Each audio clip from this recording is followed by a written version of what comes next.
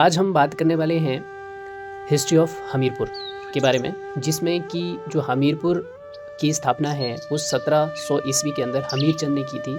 हमीरपुर का नाम जो है हमीर चंद के नाम पे पड़ा था, तो इसीलिए 1700 ईस्वी में हमीर चंद ने इसकी स्थापना की, जो कि कांगड़ा का राजा हुआ करता था उस टाइम में। तो हमीरपुर जो है 1966 से पहले जो है कांगड़ा का हिस्सा हुआ करता था, और कांगड़ा जो है पंजाब का हिस्सा हुआ करता था, जिसमें बाद में आकर के 1966 में कांगड़ा जो है पंजाब से अलग हुआ, और 1972 के अंदर हमीरपुर जो है एक ज़िला बनाया गया, जिसमें कि जो हिस्ट्री बताई जाती है वो हमीरपुर में हमीर चंद ने हमीरपुर की स्थापना की।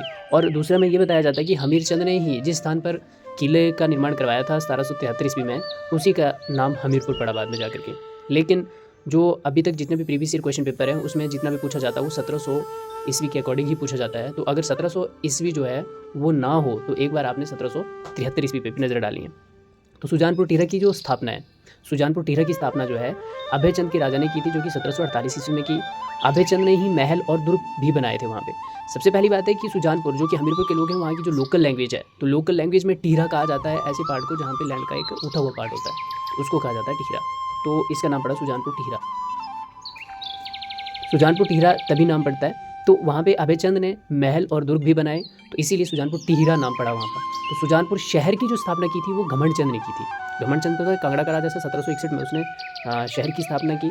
और कहा जाता है कि सुजानपुर जो है वो 1761 से लेकर के 1824 ईस्वी तक कांगड़ा की राजधानी भी रही हुई है। पाणिनि की बुक जो आपने सुना होगा तो उसमें भी ये बताया गया है कि हमीरपुर जो है, सुजानपुर जो है, वो सारा का सारा जितना पार्ट हुआ करता था वो त्रिगर्त का ही पार्ट हुआ करता है। तो चामुंडा मंदिर का निर्माण घमंड चंद ने ही 1761 में करवाया। गौरी शंकर का जो मंदिर है वो संसार चंद ने 1793 ईस्वी में करवाया। नर्मदेश मंदिर का निर्माण जो है संसार चंद ने ही 1823 ईस्वी में करवाया। और सबसे इंपॉर्टेंट चीज़ क्या आ जाती है कि जो इंटरनेशनल लेवल की ब्रिज होली आज भी सुजानपुर में खेली जाती है, वो संसार चंद ने ही शुरू करवाई थी। तो सुजानपुर टिहरा की यात्रा जो की थी वो दो ऐसे यूरोपियन थे जिन्होंने 1820 ईस्वी में की। एक तो विलियम मूरक्राफ्ट थे और दूसरा जॉर्ज ट्रीवेक था। दो जो थे सुजानपुर टिहरा में इन्होंने यात्रा की थी। और हिमाचल का एकमात्र सैनिक स्कूल जो है वो सुजानपुर में ही स्थित है।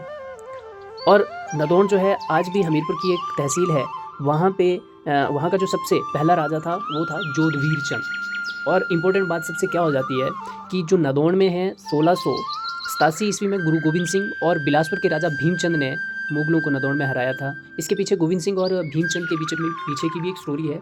इन दोनों के बीच में पहले क्या हुआ करता था कि लड़ाई हुई, झगड़े हुए, और उसका मेन कारण हुआ करता था गुरु गोविंद सिंह के पास एक हाथी हुआ करता था, ठीक है, प्रसादी नाम का हाथी हुआ करता था। वो भीमचंद को बहुत ही ज़्यादा पसंद था। उन्होंने गुरु गोविंद सिंह जी से कहा कि ये हाथी मुझे दे दो, मगर उन्होंने नहीं दिया। तो भीमचंद एक तो राजा था, तो राजा को बुरा लगा कि हाँ यार कोई इंसान है वो मुझे मना कर रहा है कि मैं नहीं दूंगा। तो इसी में क्रोधित होकर के दोनों के बीच में युद्ध हुआ। बाद में भीमचंद को ही हार देखनी पड़ी और गुरु गोविंद सिंह जो जीत गए। तो बाद में आकर के 1687 में दोनों ने मिलकर मुगलों को नदौन में हराया था। तो संसार चंद ने अमटार को ग्रीष्मकालीन राजधानी जो है वो घोषित कर दिया। फिर उसके बाद संसार चंद ने ही मंडी का एक राजा हुआ करता था ईश्वर सिंह, उसको बंदी बना करके 12 वर्षों तक नदौन में ही रखा, जो कि बाद में मंडी वालों ने जो भी थे उन्होंने बाद में गोरखों के साथ मिल करके ईश्वर सिंह को भी छुड़ा लिया। जो कि इनके बीच युद्ध हुआ था वो हमीरपुर के महल मोरियों में ही हुआ था।